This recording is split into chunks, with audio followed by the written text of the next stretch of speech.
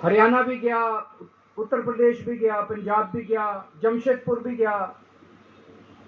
जहां मौका मिला, जहां जिसने बुलाया उसी के लिए प्रचार करने के लिए गया, देश बचाने के लिए। मेरे सामने देश था। आम आदमी पार्टी इंपॉर्टेंट नहीं है, आम आदमी पार्टी सेकेंडरी है, पहली हमारे लिए देश है। तो मैं दिल्ली के लोगों को कहना चाहता हूं, आज आपका बेटा दोबारा जेल जा रहा है, इसलिए नहीं कि मैंने कोई भ्रष्टाचार किया है, इसलिए कि मैंने तानाशाही के खिलाफ आवाज उठाने की जरूरत की है। इस प्रचार के दौरान एक सबसे बढ़िया बात यह हुई कि सारे देश के सामने प्रधानमंत्री श्री नरेंद्र मोदी जी ने यह कबूल किया कि उनके पास मेरे खिलाफ रत्ती भर भी सबूत नहीं है। हम कहते थे ना, जब भी हमसे पूछा जाता था कि भाई ये कह रहे हैं 100 करोड़ रिश्वत ली, 100 करोड़ रिश्वत ली, वो 100 करोड़ कहां गया? 500 से ज्यादा जगह तुमने रेड मार ली, कहीं चवन्नी मिली हो, अठन्नी मिली हो, 1 रुपया मिला हो, कहीं हमने खर्च किया हो, कहीं कैश पड़ा हो, कहीं लॉकर में मिला हो, कहीं स्विस बैंक में मिला, कहीं चवन्नी नहीं मिली, तो पैसा कहां गया? तो एक टीवी चैनल के इंटरव्यू में उस टीवी वाले ने मोदी जी से पूछा कि प्रधानमंत्री जी, ये केजरीवाल चारों तरफ कहता घूम रहा है कि आपके पास उसके खिलाफ कोई सबूत नहीं है, आपके पास उसके खिलाफ कोई रिकवरी नहीं है, फिर आपने उसको गिरफ्तार कैसे कर रखा है? पता है प्रधानमंत्री जी ने क्या कहा? प्रधानमंत्री जी कहते हैं, मैं मानता हूं कि केजरीवाल के खिलाफ कोई सबूत नहीं है, मैं मानता हूं कि केजरीवाल के खिलाफ कोई रिकवरी नहीं है, क्योंकि केजरीवाल अनुभवी चोर है। चलो मान लिया मैं अनुभवी चोर हूं, तुम्हारे पास सबूत तो नहीं है, तुम्हारे पास रिकवरी तो नहीं है, तो यूं ही डाल दिया मेरे को जेल में, बिना सबूत के डाल दिया मेरे को जेल में, बिना रिकवरी के डाल दिया जेल में। देश के इतिहास में 75 साल में सबसे ज्यादा बहुमत से आई हुई सरकार है। एक बार 70 में से 67 सीट, दूसरी बार 70 में से 62 सीट, 55% से ज्यादा वोट शेयर। इतने भारी बहुमत वाली सरकार के मुख्यमंत्री को आपने बिना सबूत के जेल में डाल दिया। यही तो तानाशाही है कि जिसका मन करेगा मैं उसी को जेल में डाल दूंगा, जिसका मन करेगा उसी को जेल में डाल दूंगा। और पूरे देश को मैसेज दे दिया कि अगर मैंने केजरीवाल को फर्जी केस में जेल में डाल दिया तो तुम्हारी तो औकात ही क्या है, किसी को भी पकड़ के जेल में डाल दूंगा। इसी तानाशाही के खिलाफ लड़ रहा हूं मैं, और इस किस्म की तानाशाही अपने देश को बर्दाश्त नहीं है।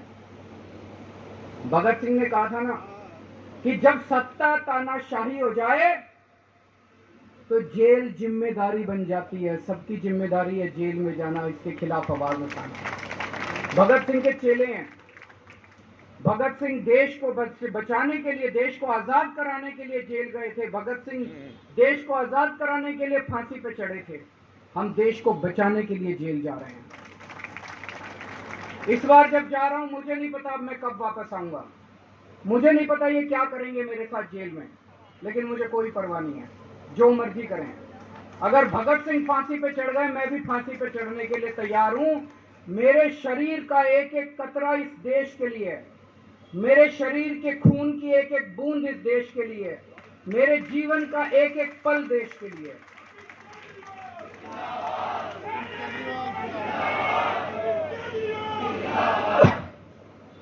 अभी मैं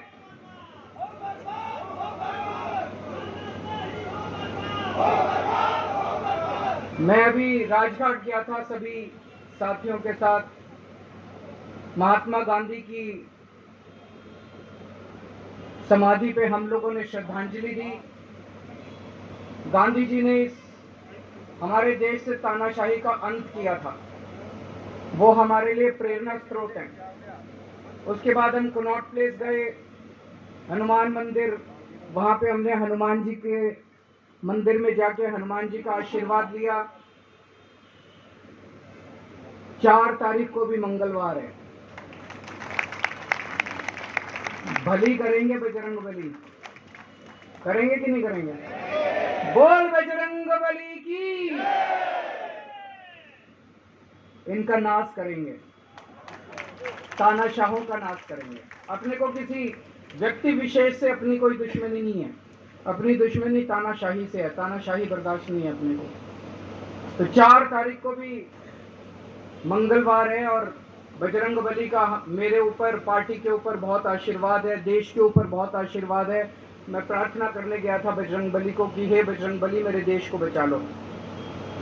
अभी कल एग्जिट पोल आए हैं, मेरे से लिखवा लो, सारे एग्जिट पोल फर्जी हैं, बिल्कुल फर्जी हैं। एक एग्जिट पोल वाले ने राजस्थान में टोटल 25 सीट है, उसमें 25 में से 33 दे दिए उन्होंने बीजेपी को। ऊपर से आया होगा भाई बीजेपी को ज्यादा देने हैं, तो उसने कहा मोदी जी क्या याद रखोगे आप भी, आपको 25 में से 33 दे दिए। तो पूरा का पूरा फर्जी है, पूरा एग्जिट पोल फर्जी है। लेकिन असली मुद्दा ये है, इनको गिनती से 3 दिन पहले फर्जी एग्जिट पोल कराने की क्या जरूरत थी, ये समझने वाली बात है। मेरे को भी समझ नहीं आया, कई सारे लोगों की कई सारी बातें चल रही हैं। अच्छा ठीक है। एक ये चल रहा है कि इन्होंने मशीनों का घोटाला कर दिया, लेकिन मैंने संदीप पाठक को भी बोला है और मैं सारे इंडिया गठबंधन की पार्टियों को बोलना चाहता हूं, अपने अपने काउंटिंग एजेंट को बोल दो पूरी तरह से सतर्क रहे। आखिरी तक अगर हार भी रहे हैं तब भी उठ के ना आए। कई बार क्या होता है, 1 राउंड में, 2 राउंड में, 3 राउंड में हार गए तो उठ के चले जाते हैं, उठ के नहीं जाना। सबसे लास्ट में रैंडम जितने बूथ होते हैं, ईवीएम मशीन होती है, उसकी पर्चियां पड़ती हैं, उन पर्चियों में से 5% पर्चियां उठाई जाती हैं। उन 5% ईवीएम की मैचिंग वीवीपैट की स्लिप से कराई जाती है।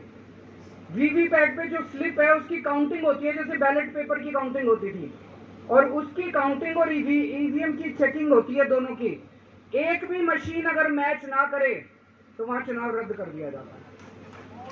तो अगर आपने ये चेकिंग कर ली वहां पे, तो इसका मतलब फिर ईवीएम का घोटाला हम बचा सकते हैं। फिर ईवीएम के घोटाला अगर कर रखा इन्होंने तो हम उसको एक्सपोज कर सकते हैं। तो सब लोगों ने लास्ट तक रुक के, आपका कैंडिडेट हार भी रहा है तब भी आखिरी तक रुक के आपको ये ईवीएम की चेकिंग करा के आनी है, ईवीएम और वीवीपैट की मैचिंग करा के आनी है। एक थ्योरी ये चल रही है कि इन्होंने इतना ज्यादा सीटें इसलिए दिखाई क्योंकि इनके लोगों ने शेयर मार्केट में इन्वेस्ट कर रखा है, और कल जब शेयर मार्केट खुले तो बम्पर होगा, तो ये अपने शेयर बेच बाच के खुद तो निकल लेंगे। बाकी एक थ्योरी ये चल रही है कि अफसरशाही पे दबाव डालने के लिए 3 दिन में अफसरों से उल्टे सीधे काम कराने के लिए एक माहौल बना दिया गया। भाई आ तो हम ही रहे हैं, तो हमारी बात मानो, उल्टे सीधे काम करो, काउंटिंग में गड़बड़ कराएंगे, सब कुछ करेंगे।